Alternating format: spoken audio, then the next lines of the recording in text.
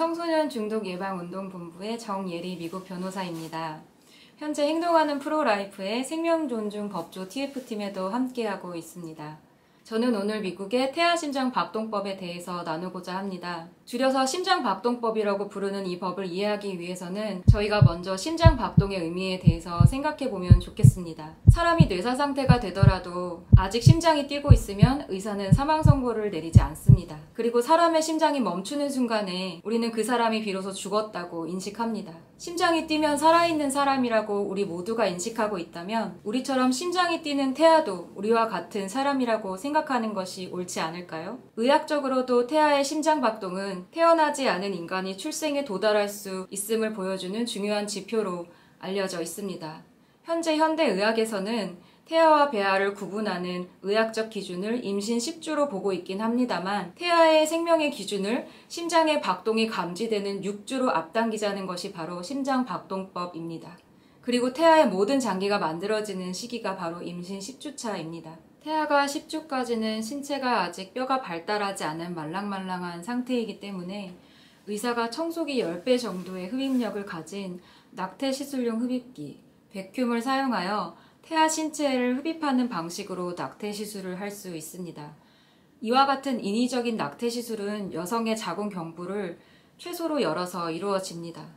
그러나 10주가 넘어가면 태아의 뼈 발달이 시작되고 그때부터는 낙태시술을 하려면 여성의 자궁 경부도 더 넓게 열어야 하고 뼈가 발달한 태아의 신체는 흡입기로 다 흡수하기가 어렵기 때문에 낙태를 시술하는 의사가 낙태시술용 가위인 포셉을 사용하여 자궁 내 태아의 신체를 조각조각 내어서 꺼내야 합니다. 이 과정에서 임산부의 자궁도 천공 등의 위험에 노출될 수 있고 시술하는 의사도 의료기술적 부담뿐만 아니라 생명윤리적인 정신적 부담도 맞닥뜨리게 됩니다. 산부인과 의사는 태아의 생명과 임산부의 생명 둘 다를 동시에 보호할 의무가 있는 사람입니다. 그런데 내년 2021년 1월 1일부터 대한민국에서 낙태가 합법화되면서 임산부의 자기결정권이 태아의 생명권보다 우선시되는 시기가 생겨버릴 테니 그 기간 동안에는 산부인과 의사의 태아 생명보호 의무를 어떻게 정할지 의문입니다. 이러한 의료인과 임산부의 부담을 최소로 줄여줄 수 있는 법이 바로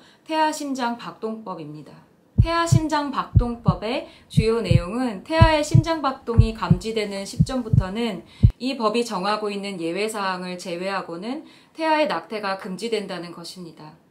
2020년 현재의 의학기술과 과학기술로는 통상 6주 정도의 시기에 태아의 심장박동을 감지할 수 있습니다. 그래서 이 법을 6주 심장박동법이라고 별칭하기도 합니다.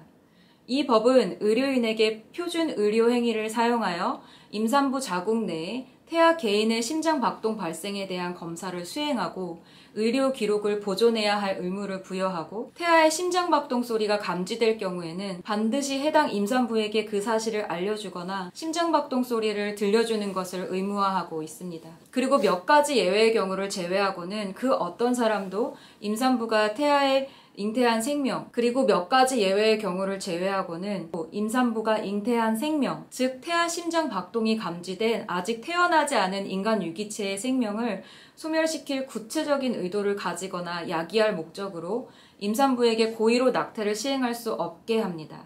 1973년 미국에서는 미 연방대법원의 로이 비 웨이드 판결을 통해서 미 전역에서 낙태가 합법화되었습니다.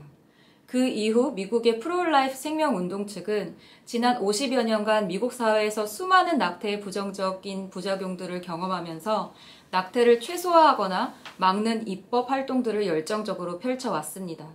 그리고 2013년에 미국의 생명운동 측의 법조계, 입법계, 행정계 인사들이 총연대하여 현실적인 최선의 대안인 Fetal Heartbeat Law, 태아심장박동법을 세상에 내놓았습니다. 미국에서 최초로 태아심장박동법을 통과시킨 주는 노스다코타주로 2013년에 이 법을 주 차원에서 주의회가 입법시켰습니다. 이후 알라바마, 루이지애나, 오하이오 등의 10개 주가 연이어서 태아심장박동법을 입법시켰고 2020년 현재까지 미국의 51개의 주에서 11개 주가 심장박동법을 입법시켰습니다.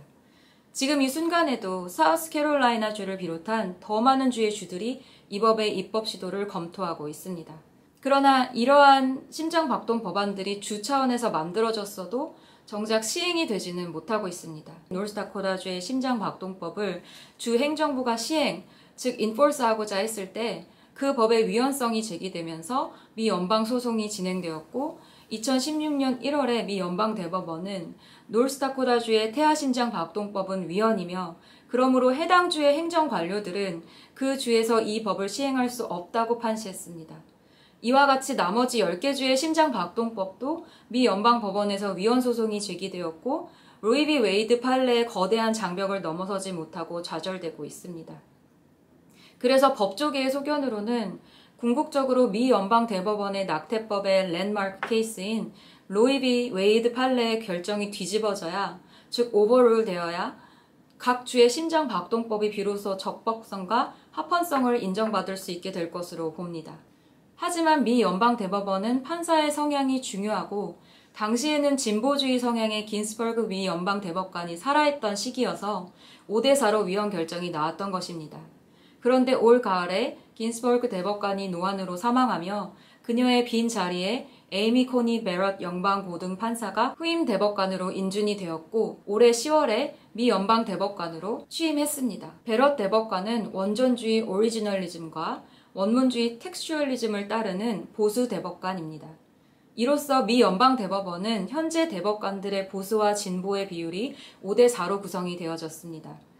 로버츠 대법관을 포함해서 보수를 6으로 보는 의견도 있습니다만 로버츠 대법관의 경우는 낙태법의 경우에서는 2020년 6월 루이지애나주의 심장박동법의 위헌성에 한 표를 실어준 전례가 있기 때문에 주의해서 지켜볼 필요가 있습니다. 궁극적으로 프로라이프 생명운동 측에서는 이 작은 존재가 수정이 된 그 순간부터 태아고 생명이고 사람이라고 주장합니다. 생명은 존귀하고 존중받아야 하니 우리가 사는 이 세상의 최약자, 가장 연약한 자인 태아를 우리가 보호해줘야 하고 사랑해줘야 한다는 것입니다. 현재 우리는 수정 후 3주, 즉 임신 5주에서 6주 차면 뱃속의 생명의 심장박동을 감지할 수 있습니다. 이런 표현이 있습니다. Love is two hearts beating as one. 사랑이란 두 개의 심장이 하나가 되어 박동하는 것이라는 말입니다. 태아와 임산부는 두 개의 서로 다른 별개의 생명체로 보아야 합니다. 그래서 어떠한 시점에서도 여성의 자기 결정권이 태아의 생명권을 침해해서는 안 될 것입니다. 행동하는 프로라이프는 한국 사회에 묻고 있습니다. 엄마와 태아가 모두 행복할 수는 없을까요? 낙태하는 여성들의 현실도 이해해주세요라고 말씀하시는 것 저도 들은 적 있고 충분히 이해합니다. 그러나 그렇게 말씀하시는 그분도 한때는 태아였습니다. 우리 모두는 한때 태아였습니다. 우리가 다 심장이 있고 뇌가 있고 손과 발, 눈, 코, 입이 있는 것처럼 태아도 똑같습니다. 그렇기에 태아도 생명이고 사람입니다. 태아가 살면 대한민국이 살고 태아가 죽으면 대한민국도 죽습니다. 감사합니다.